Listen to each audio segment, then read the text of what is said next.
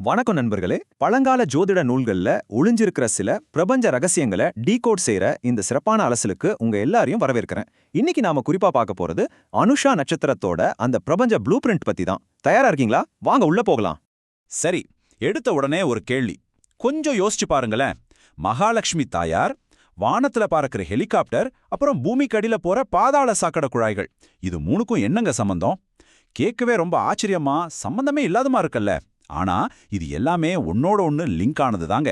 இது அத்தனையும் ஒரே ஒரு நட்சத்திரத்தோட கண்ட்ரோல்ல தான் வருது. அதுதான் அனுஷம்.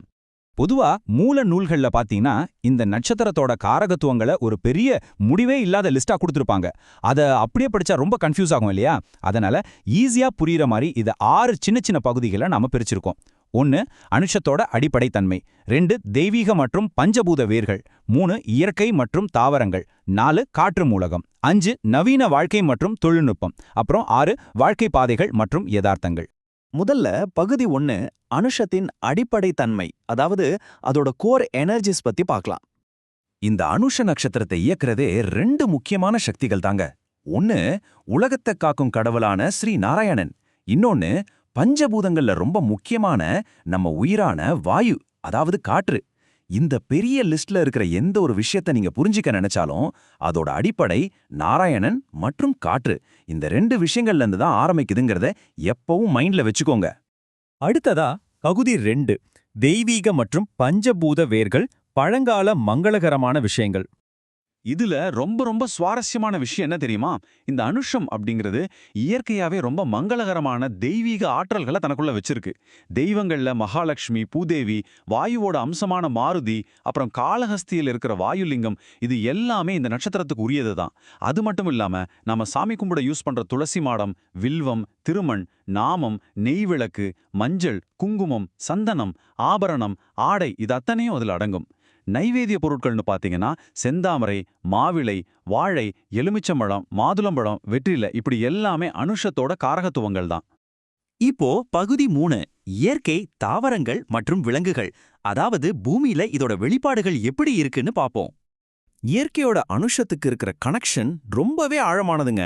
குறிப்பா பனைமரம், பனை ஓலை, பனை விசிறி, நுங்கு, பதநீர்னு பனை சார்ந்த எல்லா பொருட்களும் அனுஷத்தோட ஆழ்மைக்குள்ள தான் வருது. இது கூடவே நெல்லி, நீலோற்பழம்னு சொல்லப்படுற நீலம், சாமந்திப்பூ, மகிழமரம், இந்த தாவரங்களும் அடங்கும். விலங்குகள்னு எடுத்துக்கிட்டா பசுவும் புள்ளிமானும் ரொம்ப முக்கிய இடம் பிடிக்குது. இது தவிர பாம்பு புற்று, காடுகள், குளங்கள், குட்டை, பெரிய கிணறுகள், இந்த மாதிரி நிலப்பரப்புகளும் அனுஷத்தோட எனர்ஜியை தான் பிரதிபலிக்குது. சரி, அடுத்து பகுதி 4 காற்று மூலகம், வாயுவோட சக்தி. வாயு அப்படின்னோனே நம்ம வெறும் காத்துன்னு நினைச்சுக்க கூடாது. வளிமண்டலத்துல இருக்கிற பல விஷயங்கள் இதுல வருது. நம்ம உயிர் மூச்சான பிராணவாயு, அதாவது ஆக்சிஜன், ஓசோன் படலம், கரிய அமில வாயுன்னு சொல்லப்படுற கார்பன் டை ஆக்சைடு, எல்லாமே அனுஷ் தான். இயற்கையில பார்க்குற நீலமேகம், புகை, இடி, மின்னல், அதிர்வு எல்லாமே இதுக்குள்ள வந்துடும். அதே போல அடைக்கப்பட்ட காற்றுகளான balloon, gas cylinder, spray, tyre டியூபுகள், ஏன் நம்ம உடம்பை இயக்குற தசவாயுக்கள் வரைக்கும் காற்றின் அத்தனை வடிவங்களும் இந்த நட்சத்திரத்தோட கண்ட்ரோல்ல தான் இருக்கு. இப்போ ரொம்ப இன்ட்ரெஸ்டிங்கான பகுதி 5 நவீன வாழ்க்கை மற்றும் தொழில்நுட்பம். இதுல ஆற்றலோட பரிணாமத்தை பார்க்கலாம். இத பாருங்க, எவ்ளோ பிரமாதமா பழங்கால அறிவியலும் இன்னைக்கு இருக்கிற டெக்னாலஜியும் மேட்ச் ஆகுதுன்னு. பழங்காலத்துல ஆகாய மண்டலம் மற்றும் வாயு அப்படின்னு சொன்ன விஷயங்கள் இன்னைக்கு நம்ம கண்ணுக்கு தெரியாத தொலைத்தொடர்பு, வயர்லெஸ் நெட்வொர்க்குகளா மாறியிருக்கு. ரேடியோ, டெலிவிஷன், டெலிகம்யூனிகேஷன், ஏர் செல்போன்கள், இப்படி காத்துல பயணிக்கிற அத்தனை அலைவரிசைகளும் அனுஷதோட நவீன காரகத்துவங்கள் தாங்க. கச்சிதமா பொருந்ததில்ல. அது மட்டும் இல்லைங்க, வானத்துல பறக்கிற ஏர்பஸ், ஆகாய விமானம், ஹெலிகாப்டர், ராக்கெட் எல்லாமே இதுல அடங்கும்.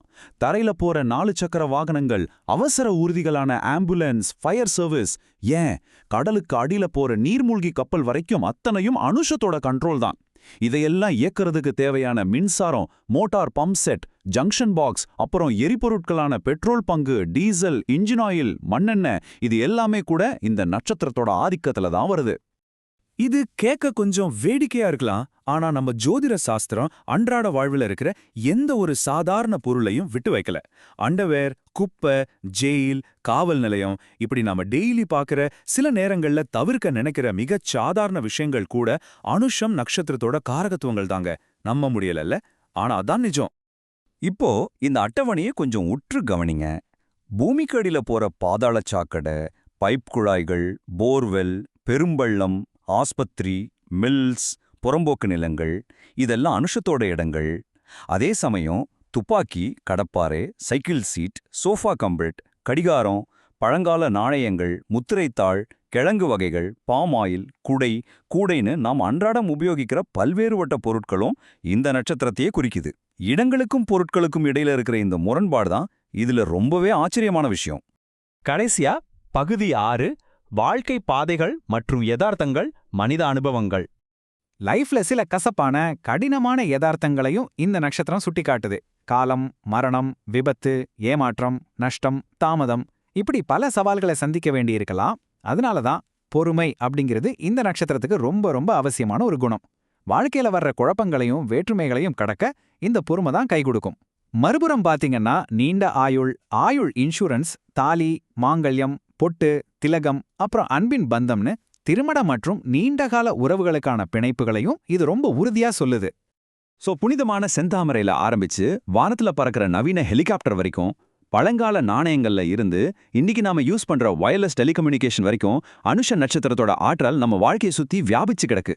இன்னைக்கு நாம பார்த்த இந்த விஷயங்கள்ல உங்க அன்றாட வாழ்க்கையில நீங்க அதிகம் கடந்து போற அனுஷோட ஆற்றல் எது? கொஞ்சம் சிந்திச்சு பாருங்களேன். இத பத்தி கண்டிப்பா யோசிப்பீங்கன்னு நம்புறேன். இதே மாதிரி இன்னொரு அட்டகாசமான அலசலோட மறுபடியும் நான் உங்களை சந்திக்கிறேன். அது வரைக்கும் தொடர்ந்து தேடிக்கிட்டே இருங்க. நன்றி.